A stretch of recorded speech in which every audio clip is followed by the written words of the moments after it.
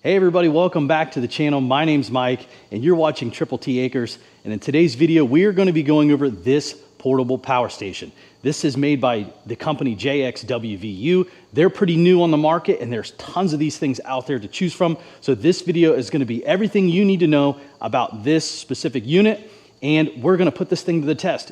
I didn't realize I needed one of these until I got one. I've had it for a couple weeks now and I put it through the ringer, and I am excited to show you what this thing is made of. I never knew what these things could do, and you're going to be very surprised. Today we are going to hook it up to my pole building and power the entire thing. We're going to hook it up to my RV, and I just might take it up to my house because I have a generator inlet there, and we're going to see how many things I can power in my house. So you're going to want to stick around, guys. I hope you enjoy the video. All right, so the first test we're going to do is we're going to power my pole barn. And this is a perfect scenario for somebody who just built a building and you don't have a power source to it yet. Or if you have a pole building that's way off on your property where it can't be connected to the grid. This is such a cool system where you don't have to run a generator that's loud and it can still be peaceful. And man, this thing works really, really well. So I'm going to show you all of my connections here. How do I get it to the building? But I want to make a very clear statement here. You need to have an electrician wire this thing up for you. Do not use my video to set anything up. This is not an instructional as far as any of that goes, but I am going to connect it to let you know that it is possible to run your building with one of these things. So, all right, so we're here on the side of my building, and what I have here is a generator inlet. This is a really good idea to do first if you can't get the power system to your pole building just yet. So you wire this thing into your panel, and then you could be ready for power to be entered to your building. So this is a good temporary source. Whether you're using a portable power station or a generator, this is still a good idea. So what I need to make this thing connect is I have a couple adapters here. So I have an RV adapter to a generator, and then I take an RV outlet and then adapt it down to a 110 volt. And that is what goes into the side of this. Once I get that, then I will connect it here to my system there. But before I do all this, I gotta go shut the power off to make it seem like we just lost power or never had power. All right, lights are on. Let's get this thing shut down. And essentially that is like a power outage, or no power is running here at all. Refrigerator is off, all the lights are off.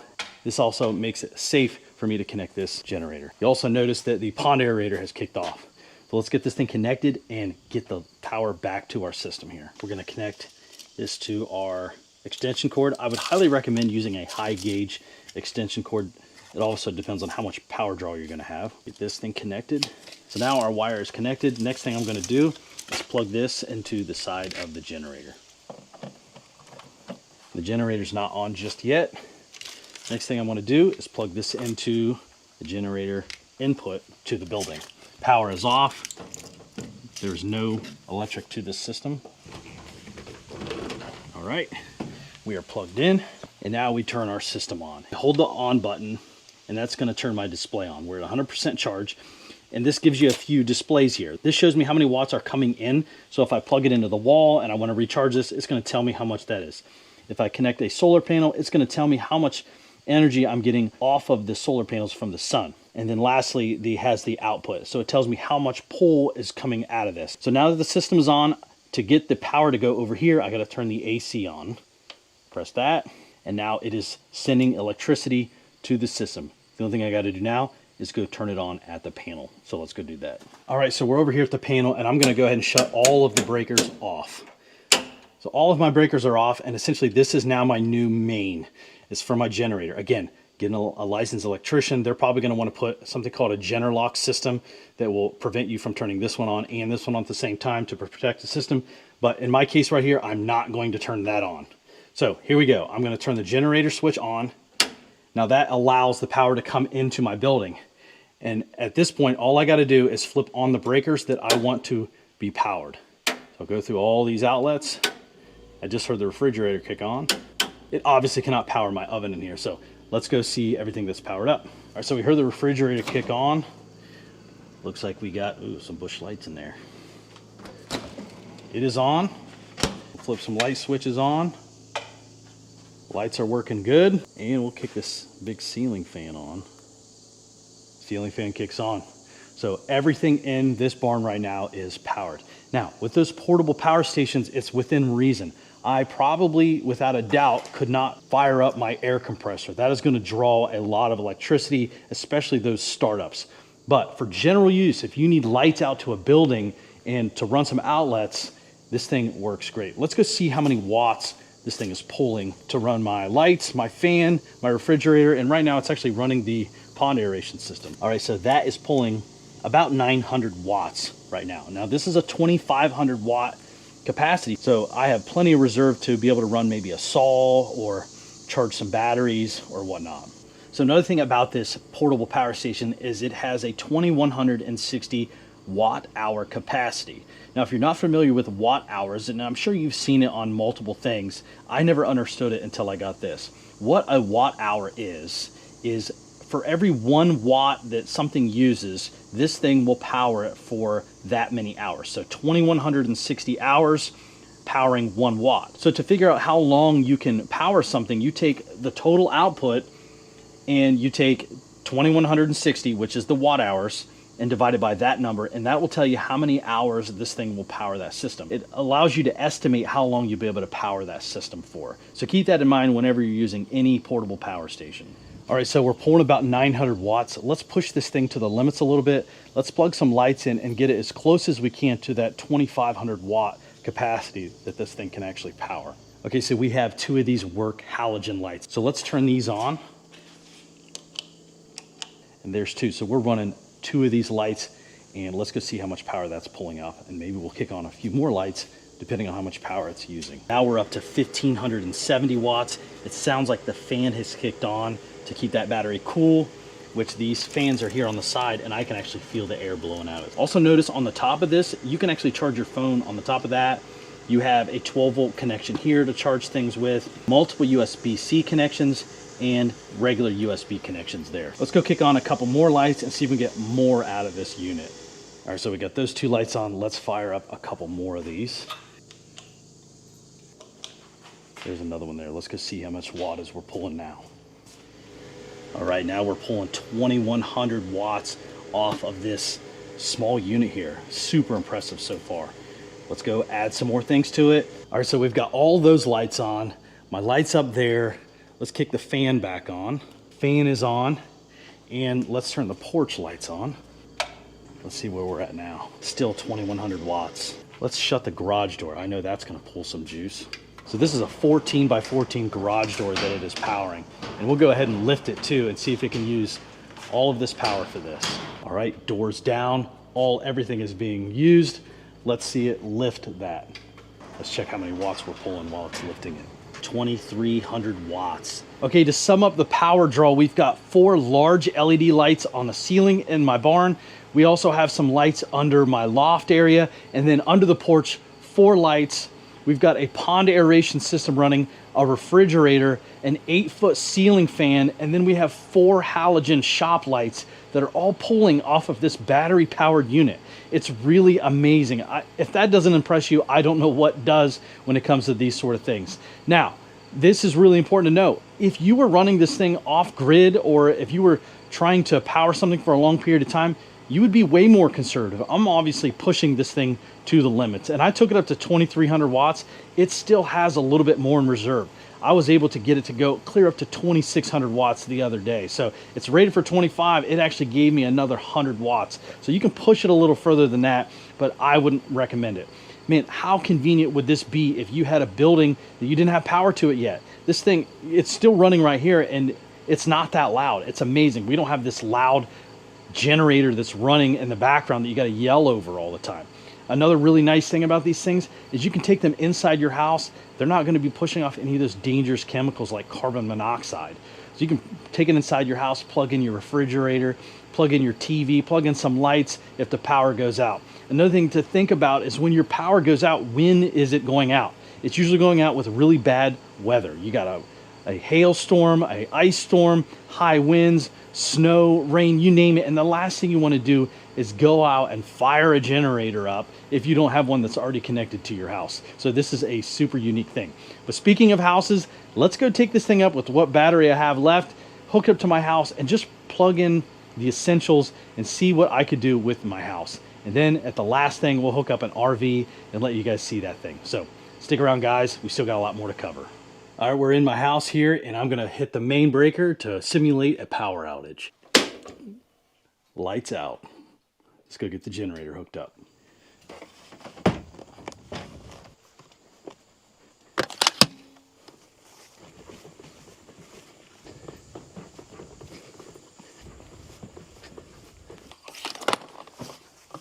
All right, so my generator connection to my house is actually out in my shed. Connects exactly the same way as I did at my barn. So you're gonna need a generator inlet if you were wanting to power your house to a backfeed system. And again, hire a licensed electrician to get that all set up for you. So let's get this thing connected and see what kind of power we can get in our house. All right, so we're all wired up. Let's go inside and see what kind of power we got. All right, inside the power is off. All I need to do now is introduce power to the system. Now my main system is off, and I actually have all of my breakers off. And what I want to do is I want to turn them on individually with only the essentials that I want to do. So first thing I want to do is get the generator system fed to the panel. That's that one. And then I can go through here and add the breakers that I want. I'm skipping over those very large draw breakers. Like, you don't want to run your hot water tank or anything like that off of it. We're just going through and just the essentials. All right, now we got some lights in here. I can turn my flashlight off, keeping the big stuff off. Let's go see what we got powered. All right, so we're upstairs, and let's check our refrigerator, because that's probably one of the main things. Power. Let's see if the microwave will work. Now this will be a big draw. Microwave works, so you could even cook your food off of this thing if you had to. You could have coffee in the morning. Power for the TV too. All right, so we've powered my pole barn, and now we just powered my house. Two things left I want to show you. We're going to power an RV, and then I'm going to hook the solar system up and see how much electricity we can pull off of the sun. Stick around, guys. Okay, we're down here by the camper, and we've already showed you what this thing could do with the pole building and the house. Now we're going to show you another really common thing that you might use a portable power station for, and that is camping. Now, when we go camping, the last thing we want to hear is a generator running in the background. It totally defeats the purpose, but some of us don't want to give up some of those creature comforts, and that's where this thing is really going to shine. So we're going to get this thing hooked up. I'm going to go ahead and hook the solar panels up because the sun is really high in the sky. There's not a cloud in it, so we'll be able to see peak performance with that. So let's get this thing all hooked up and show you what it's got.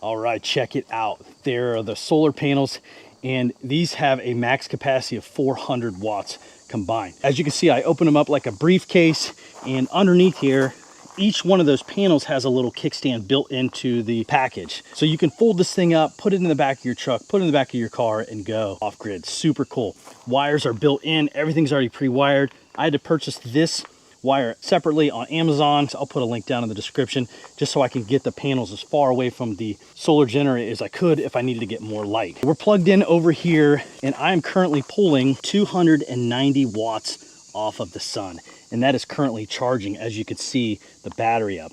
And the camper's plugged in. I'm only pulling 7 watts. We're going to go in there and turn some power on and see if we can draw more sun energy than we are pulling a few lights on the inside of that camper. Let's go check it out. Went ahead and put the slide out. Let's kick some lights on, and then we're gonna see how many watts I'm pulling. And I know for sure that I cannot run my AC unit. So let's just turn the fan on. If the fan works, I know for sure the furnace will work. No problem with the fan. Let's literally turn on every light in this camper. And there's quite a bit. Heck, let's turn the TV on too, why not? All right, so we got the TV on. All of the lights are on. Let's see if we can run the microwave. Now this is a big test to see if this microwave works with everything else on. The microwave is working off of that portable power unit, and essentially everything is on in this camper. Now let's go see how many watts this thing is pulling. All right guys, we're back out here at the portable power station. The sun is still dishing out about 285 watts. It might be hard for you to see because of the glare. And we are pulling about 580 watts. So now this unit has 2,000 60 watt hours. And we can figure out how long we could run this at a full capacity. So let's do some quick math here. So if we take 580 watts is what we're using, and we subtract what we're getting from the sun, which is 285, that says we're using 295 watts off of the battery, because again, we're getting it from the sun. So let's just round up to 300 watts. Like I said before, we have 2,060 watt hours divided by 300. So that'll get us about 6.86 hours of runtime if we have it just like that at 100% capacity. Okay, so knowing all that information about the usage, if we went into that camper and was way more conservative with the power, imagine how much longer that portable power station would last. 10, 12, 13 hours on one charge. And then we might even offset it with the solar panel. It might actually charge the system while we're using it. I think that that is pretty cool. All right, guys, that is the JXWVU portable power station and their solar panel kit. And we showed you guys using this thing, powering this pole barn. We went and powered my house, and we powered the RV. And that is just the tip of the iceberg of what you can do with these sort of things. If I had to go back in the woods and I was gonna build a structure, I can connect that thing and run a circular saw. And again, it's countless on the things that you could do. And if you are interested in purchasing one of these, I will put a link down in the description. There'll even be a little promo code down there that will give me a little bit of commission, but will actually knock some price off for you. But guys, if you like this kind of content, hit the like button, subscribe to the channel. But until next time, we'll see you in the next video.